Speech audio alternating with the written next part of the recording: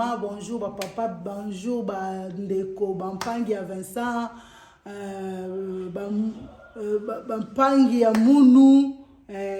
Donc nalingi bino mingi bisika so bozali ba meilleur vœu lisusu ba meilleur vœu bisika bozali. Donc bonne année Noël na pesi mbote belé ba ndeko nyonso tout bisika bozali bana Congo ba africain nyonso bisika bozali na pesi bino ba bonjour bonsoir selon moment nyonso bokozwa émission o na banda kuna bino. Et nous souhaitons bino ba meilleur vœu bisika bozali. Donc ba joyeux Noël na bino, ba bonne année bisika nyoso bozala na mabota na bino. Donc nazo pesa susu mbote et pas caméraman nanga Didio Senge, garçon belge, l'homme. Donc yem to sala ke bozo vraiment ba bilio yo bisika nyoso bozali ba meilleur vœu na ye, ba meilleur vœu na pesi ba meilleur vœu pas famille nanga mobimba, ba fan nanga nyoso tout na lingi bino mingi. Donc, ndeka na lobaki ke na banda koyaka tout le temps na ba recette. Donc, oignon surtout nzamba zo pesa biso mayele to sala ka muke. Donc na bando ya. Donc pour na lelo na yeli bino soupe ya pompon. Donc soupe ya pompon eza bien parce que moni toza na hiver. Na hiver comme le moi soupe et ça la bien. Pour nous chauffer et puis moi ba protéines moi ba bloc belé na nzoto soupe vraiment eza bien même pour na bana même pour na biso mikolo ya on a sepela kilelo to sala soupe na biso et longo na bino nyonso tout o pa monique akoka ko sala ndenga na salite so benga na oya ndeka na lobaike naza po na bino nyonso wana yali ngai na ko yebisa bino na yali mama na bino nali nkoko na bino nali tata mwasi pe nali obengai nga wana ndeko na bino soko boni te ko sa ma koko so benga ngai mpe na tango oyo toko kitawa papa Didia jobiso na ino to la kisa biloko ni to ko sala soupe na biso pona ko sala soupe na biso ya pompon toza na ya pompon yango moko toza na carotte toza na pomme de terre toza na matungulu toza na tangawizi, toza na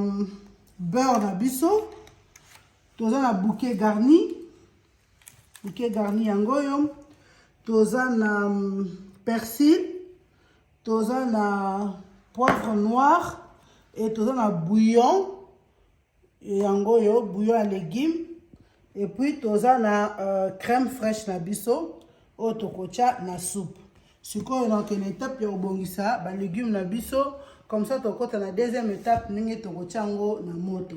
Donc ba maman bo patienter naza wana pona bino donc nazoya lisusu pour la deuxième étape. Merci beaucoup. Tout le monde a mis. Ba maman ndeka na lobaki na deuxième étape na biso bino mo bomoni na sina épilcher biloko nanga nyonso tout na sokoli na bongisi bino mo bomoni. Sikoyo tozokende na étape ya kocha yango na moto. Bon, papa cameraman na sosoki ya kozwa ndeka na lobaki sikoyo tozotia beurre na biso normalement ezalaka ba 20 grammes mais awanga na tie plus que parce que pompon na biso eza monene et puis na tie ma pomme de terre ebele yango moni na tie na mesure oyo. Donc torozela beurre na biso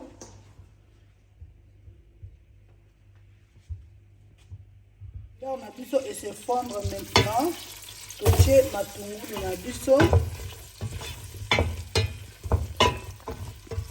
bandeko soupe oyo ezalaka vraiment kitoko makasi bino moko bomona ngata ntango kobela donc ezalaka vraiment bien. Après avoir kocha matungulu toche poivre noir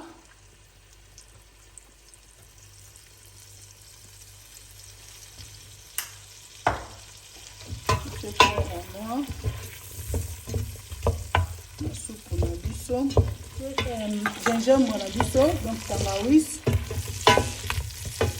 toche lisusu carotte na biso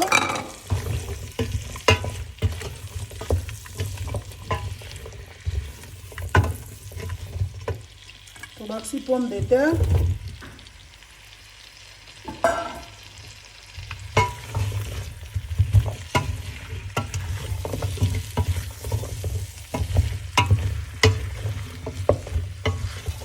Pomme de terre, toche, compone na biso na kati.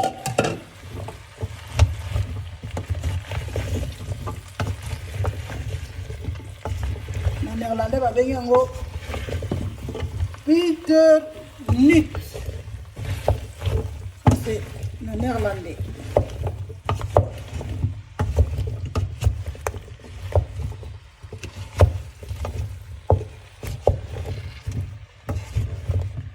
Aïe. Na soupe na biso.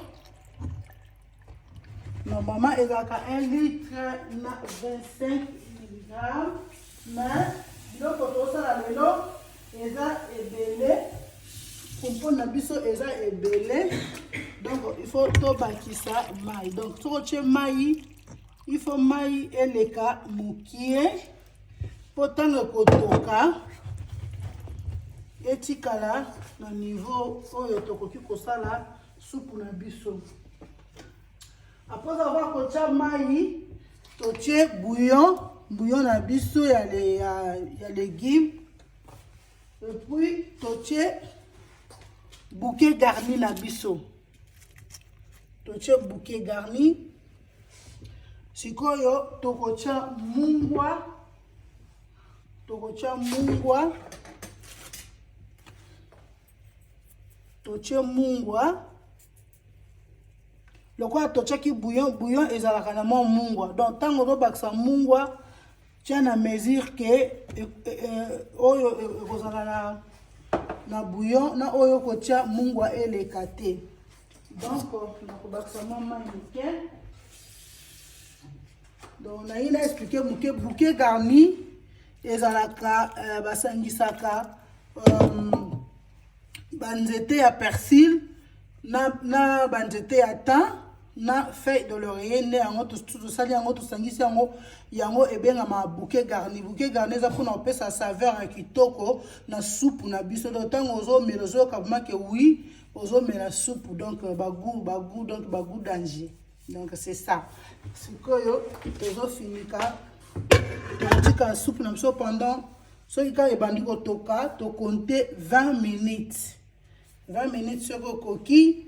Allez, to mixer soupe na biso. Donc, to tika soupe na biso toka. Après, to ya ozongela bino na suka. Merci beaucoup. Deka to lobaki, omoni soupe na biso ebeli. Omoni tango na kotisi oyo, omoni ndenge zo panzana. Donc, soupe na biso vraiment ebeli. Omoni ba mama soupe ebeli. Sikoyo eloko liboso tozo longola bouquet garni na biso tozo chango à côté sikoyo tozo mixer soupe na biso tozo mixer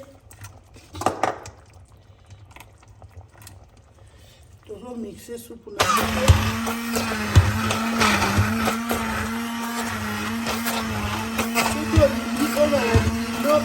soki okomi kotelingolo na kilo te obakisi yango mwa mai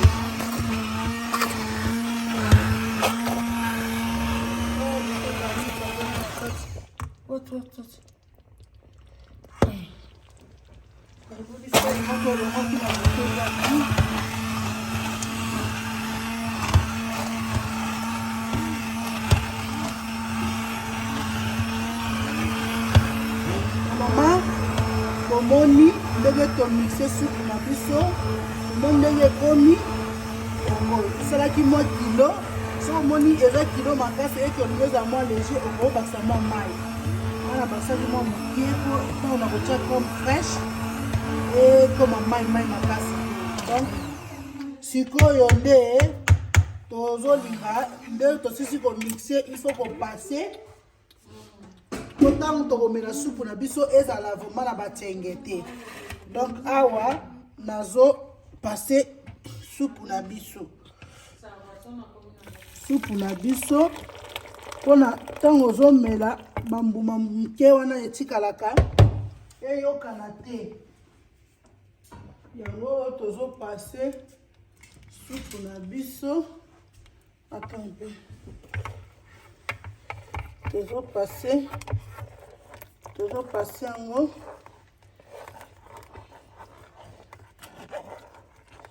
tozo passer bomoni batsenge wana soko passer yango te ntango omela obando sentir yango donc soko passer yango bambuma wana ekotikala yo obanomela kaka soupe na yo normal donc etie lisusu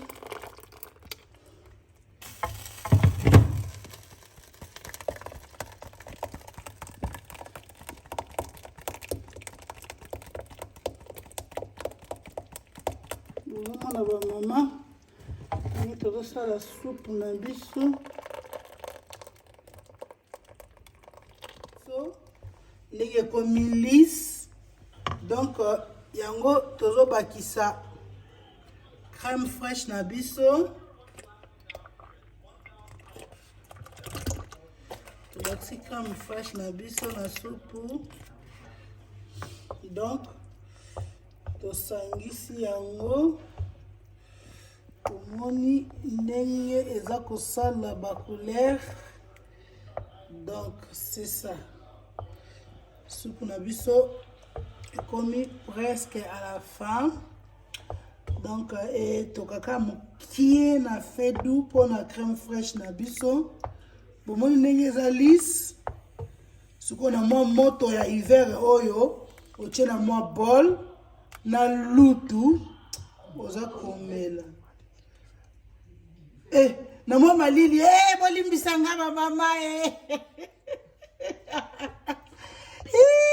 bolimbisanga na mwa malili oyo ya hiver na mwa malili ya hiver ozwi yango na mwa bol na lutu ozomela soki mpoza na mwa lipano ya baguette otia yango mwa beurre otia yango na mwa four ochauffe yango mwa mokie ale obandi komela donc soupe oyo nde bomona yango boye eza vraiment lekker soupe lekker donc bagout danse bagout différent tozomela soupe toza na marraine ya mwana marraine ya taifa mama Pasel Chango boyokaka Pasel Chango motema ya miko kaungu yeyo marraine ya mwana marraine ya taifa Kertis donc vraiment ça dedans quoi il y a 4 familles soupe ya on a bengue to mais la soupe mama lilo eza lelo makasi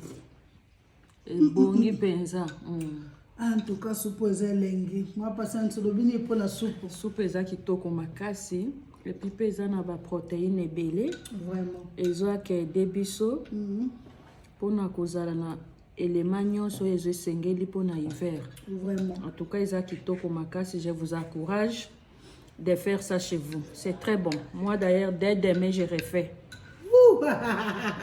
ok ma passer bien que tu as retardé donc demain azo beta ngosko na ndenga parler siko donc merci mingi na Didier Osenge mtosa biso bilili merci na petit Kertis Taifa beauté là petit beauté donc na repasa bambote belé pas mwasi yo mwasi makasi kabibi olenga yede yaya kwenda vutuka Italie Londres donc kimi donc avant de rater donc moi so azoteka ba sac ba costume ba chaussures lukaka kabibi olenga nakata lost donc omona donc mama Kati to sali soupe to na marraine donc yona papa na biso Dani Mampuya na pesi bino bambote belé donc na lingi bino mingi soki omoni ke soupe oyo sepelisi yo kokosala ngo na ndaku ndeka marraine uti oloba eza na baprotéine eza na bafer ebele na kati ya nzoto donc ezocontribue vraiment na malili boye osali mwa soupe na yo boye obeti ozomela ekosala bien merci nalingi bino mingi à la prochaine occasion bina pe boyokaka ya tosali supu oyo ya pombe